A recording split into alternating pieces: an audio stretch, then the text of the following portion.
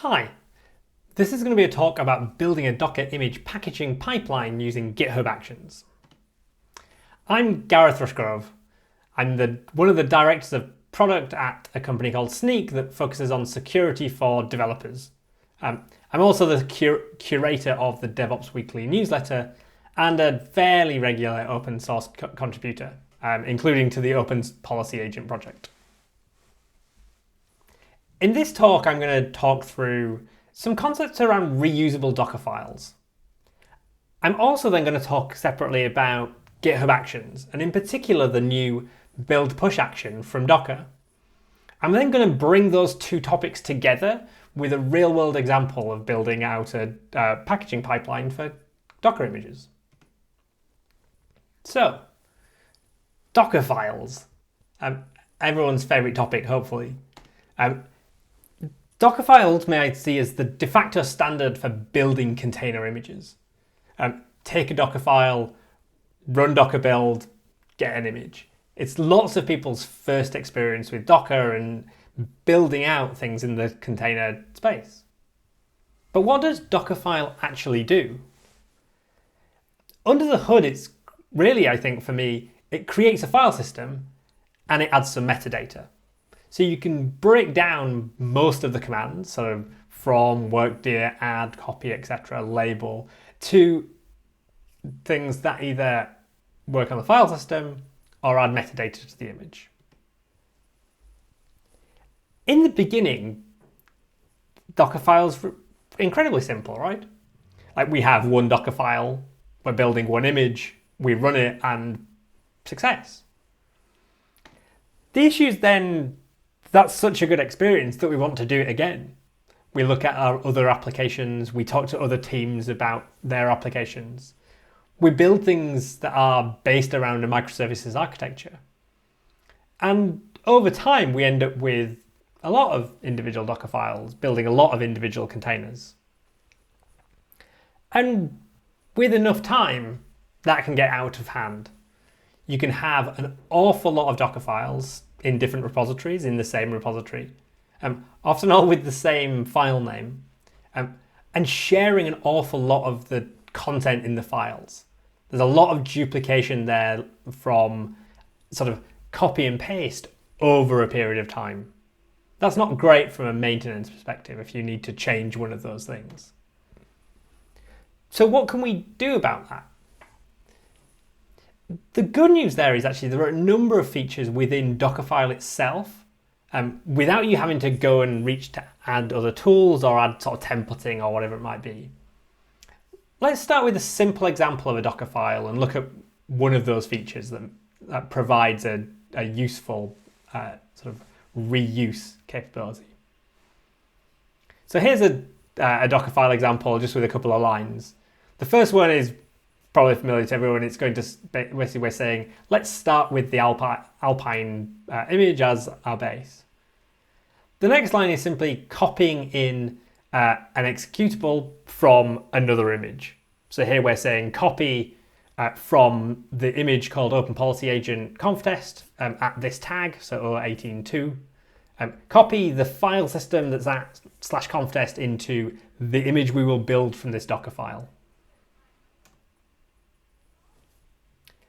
But there's something interesting there, like implicitly that v0.18.2 is a version number.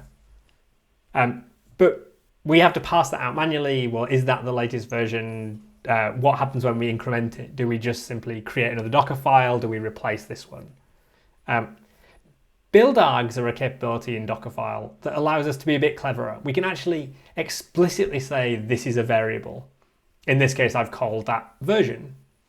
And we then say, using Dockerfile, that this Dockerfile takes a build argument called version. And in this case, I've set up a default value using the same number. If we run either of these two Docker files, the before or after, just with Docker build, we get the exact same result. But the power comes that we can now override that default value using the --build arg on this command line. So we've got something that's immediately a bit more reusable. You can actually keep going with this, even with this simple example. Maybe this is a little bit contrived, but I think it proves a point. Here we're actually abstracting everything out into arguments. So again, this Dockerfile would do exactly the same as the other two if you ran it. But now you can pass in a different image, a different file path, a different label. So you can actually, in theory, use this to download any executable from any Dockerfile you choose, all actually just using build args rather than any logic in Dockerfile itself. What this allows us to do is, in lots of cases, go from that sort of one Dockerfile per image to one Dockerfile for many images. You might be able to get down to some sort of mythical one Dockerfile to rule them all. But that's probably not the ideal destination. But some level of abstraction, some level of reuse, especially within your team, is most likely useful. There are actually a number of other sort of powerful tricks and tools within Dockerfile that I think are relatively rarely used. This blog post is a great source of ideas and tips. The advanced multi-stage build patterns from Tonis, who's one of the engineers at Docker. This covers aliases, inheritance, logic, various different things you probably didn't think you could do with a declarative format. Okay, so that's a very quick look at a topic that we probably know lots about in Dockerfile. Let's jump into GitHub Actions. For those that haven't had much of a chance to play with GitHub Actions yet, they're often seen as, well, GitHub's built-in CI system. And yes, you can treat them like that, but they're actually a bit more interesting as well. Ultimately, you can run a workflow on any GitHub event. So if you want to run something on when an issue is created or a pull request is opened, or when a tag is put onto the repository, you can do so. And you can combine that with lots of different off-the-shelf actions that people build. So at a basic level, well, you can run shell commands and you can describe that workflow in a YAML file. So that's stored in your repository just at .github/workflows. And here's a simple example from .NET. Here we're checking out the code, we're installing .NET itself, installing the dependencies of your application, building your application, and finally testing it. So a classic CI workflow.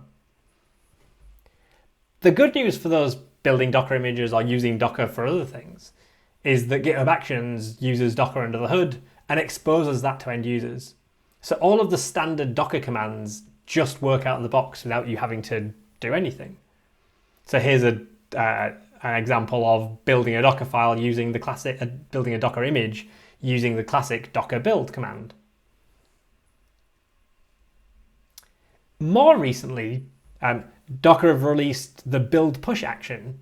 So it's open source on GitHub itself, and it's published to the GitHub Actions marketplace. But I said that you could use Docker with GitHub Actions already. Why do we need a separate action to do the same thing? I think the distinction there is really that with the build push action, Docker have introduced a higher level declarative description of the build, rather than you having to understand the details of the commands you're running. In the trivial case, that's probably not much of a problem. You probably know how to run docker build -t tag, point it at a Dockerfile, away you go. And that's what you would achieve with what we see here. Here we're providing the username and password for authentication, so it avoids the need to auth separately. We're also providing the repository and some tags. But again, that's not too much of a distinction. But it gets more powerful in two different ways. The first one is integration into GitHub Actions itself. So take the idea of only pushing an image when you have a tag. A very common workflow that ultimately is really easy in declarative fashion here. So push is a Boolean, should we push or not? And all we're doing is saying, does the GitHub ref start with ref tags? Basically, is this a tag in GitHub sense? If it is, then not only will we push it to Docker Hub, we'll also tag it with that ref. We'll tag it with the tag. So our images are automatically tagged with our GitHub tags through a high-level interface without us having to worry here about what that tag is. And the action goes further than that as well, with a number of different built-in goodies, and all of which really lower the barrier to entry, I think, for good practice. So there's a number of these, tag with ref, tag with char. I really like the add git labels one, and we'll show a demo of that later on. So let's bring these two things together. The concept and problems really around reusable Docker files, and also GitHub Actions. At Snyk, we package up our software as a set of Docker images. This is available for people to look at this repository. So if you do want to dig into the demos I'm going to show, they're all more than demos. They're how we build our images here. Snyk ultimately provides a set of tools that allow developers to detect vulnerabilities in their software. So we make available that through a command line tool. There are IDE integrations as well as the Docker images. But let's look at the Docker images here. So let's grab in this case, a Go project, and let's run it through the Snyk Docker images. So Docker run, we pass in a Snyk token, basically an API token that gives you access to the vulnerability data.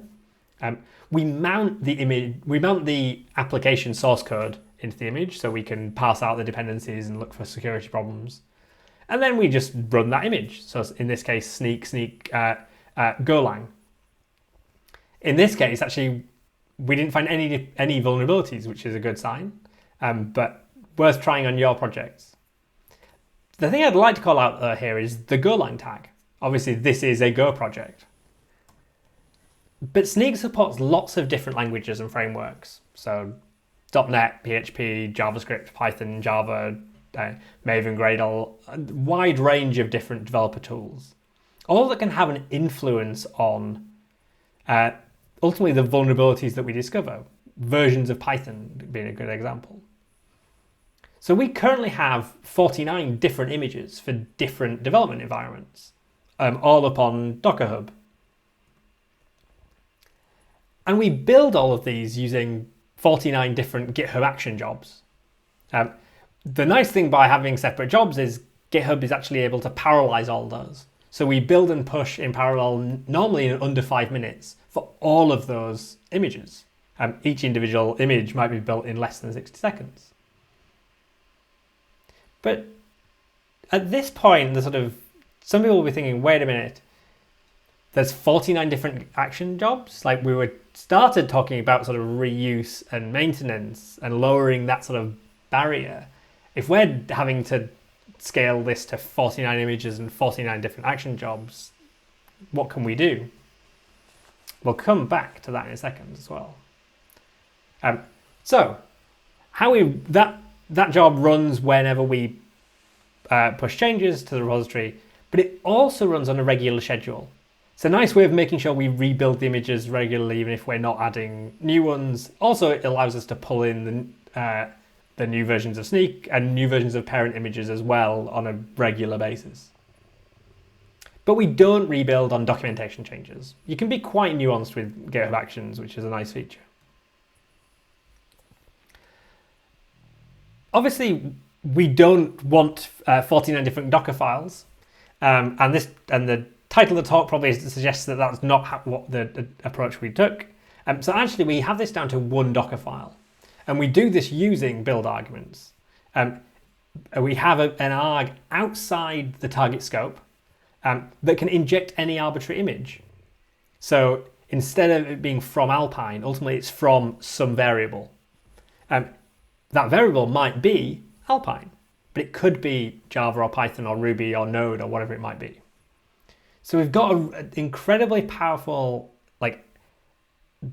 build process that takes as input another image. We have code in there, a little bit verbose, but to download the latest Snyk releases, does some double checking and then moving the executables into the path, and then targets for building an Alpine variant images and other Linux distribution versions. This is down to the different C compilers in Alpine and most of the Linux distros, so Muscle libc and glibc, and the different versions of Snyk built for those two systems.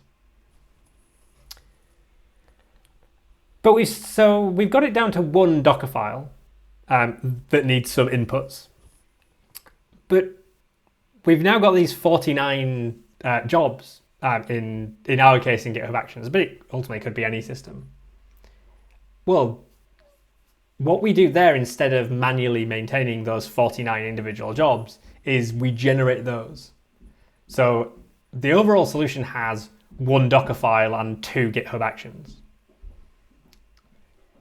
The second GitHub action, or the first in the logical order of things, runs when the build file changes or the configuration file changes, not on any other changes. And it's not run periodically because those things, it's purely based on those inputs.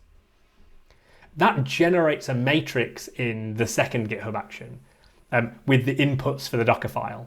So base, tag, target in our case. And those are input into the build push action. So along with our username credentials for Docker Hub, again, I mentioned we use the add git labels flag. And you can see the matrix building out the sort of the target, the tags, the actual build args for the image we're going to use as the base. We'll see that working in a second. I mentioned the labels and I'd show you later, but all of the images automatically have labels on them with the revision, with the source repository, and when they were created. All just from having set that in the image. One of my favorite features, so I thought I'd show it a quick demo. Okay, let's have a demo of some of this working. I've got the repository checked out of our build tool chain here. One of the things I didn't show was the input files. So this is a list of the base images we're going to build images for Snyk based on, with Snyk included.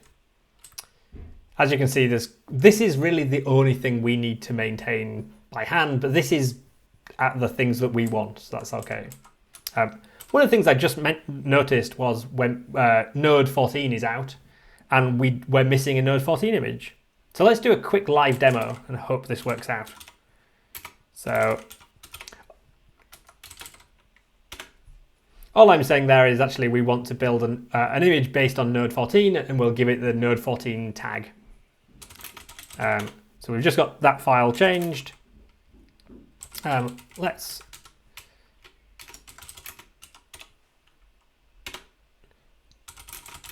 push that up to our repository.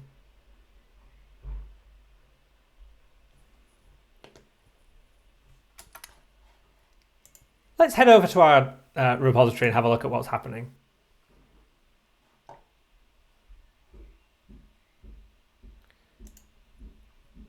Here's the interesting one. So we detected GitHub detected a change in the config files and is running the generate action. Under the hood, this runs a simple script with some templates, and then it also commits back to the same repository. So if we do git pull, we should see some changes. Here you can see there was a method file changed, but also we changed one of the GitHub actions itself. And we now have Node 14 in here. That in turn triggered another the second GitHub action to run, and that's now busy building the images. So here you can see all of the images being built, and we should see a node 14 one built. We won't wait for that to be built, but that will be built and tagged and pushed up to GitHub shortly. So that's all hands off. And with that toolchain, we maintain one Dockerfile. We maintain really a set of tools that generate GitHub Actions and a very simple configuration file at the top. So, if all you remembered after watching this talk is a few takeaways, like one is it's worth learning Dockerfile. You've probably been using Dockerfile for quite a while, but I bet you there are some like hidden features or just things you don't know about it. It's worth looking through the documentation and the blog post I mentioned earlier. And if you understand the low-level tools, you'll find high-level uses like this one. I think one of the reasons that happens is, and one of the cases when it happens is when you bring that automation closer to developers. Ultimately, if automation is sort of someone else's problem and it's over the hill somewhere, you might touch it sometimes, but you'll probably do so through with a bit of friction. I think the more you can identify programmatic solutions to those sorts of repetitive problems, the better job you can do. And finally, sometimes it's worth, and often I think worth, focusing on maintenance. The value of reducing the overhead of ongoing work is, I think, often underestimated. And this is a good example where this sort of build process it's completely hands-off. It builds new images, keeps them up to date. When there are new versions of software available, new versions of images available, and when we want to publish new ones, it's simply a single line added to a config file. Maybe we could automate some of that a bit further, but that's the job for another day. Thanks a lot for listening, and hopefully you found the talk and the demonstrations useful. If you're interested in Snyk itself and testing your applications for vulnerabilities, please do head over to snyk.io/signup and sign up for free. Thanks a lot, and have a good rest of DockerCon.